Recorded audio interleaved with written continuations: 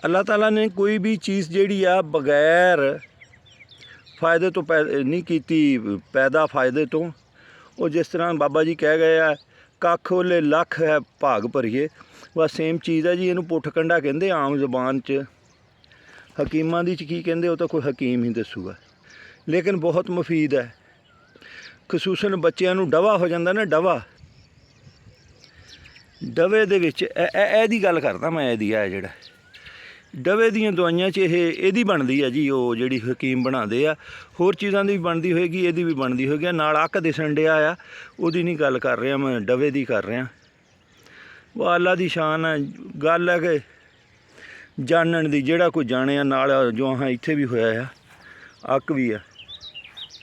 वैसे तो जो हाँ जिहड़ा इत्थे तोड़ो तोड़ो दिसन डिया आ। असी गल कर रहे सीगे इहदी पुट्ठ कंडे दी।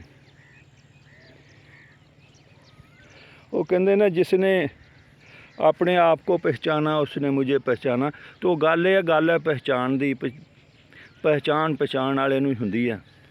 बहुत मुफीद चीज़ है, लेकिन खेतों दे विच नुकसान दिंदे आ काश्तकार, इन्हां नूं मुकांदे आ। ये मुकदियां नहीं चीज़ां। रब दियां पैदा कीतियां चीज़ां नूं बंदा किद्दां मुका सकदा है। बाबे आदम तो गोडी शुरू हुई आ फसलों की, हुण स्प्रेयां आ गई, इन्हां नूं मकान लगे हैं, ये नहीं मुके। रब दा सिस्टम आ। बाद औकात लोग कहंदे ना गालां कड्डदे, कतलो कारत करदे, कहंदे नस्लां मकानू, नहीं, अल्लाह दे मकाया ही मुकदा, कोई बंदे दे मकाया नहीं मुकदा।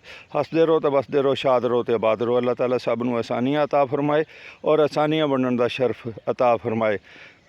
अस्सलामु अलैकुम वरहमतुल्लाह।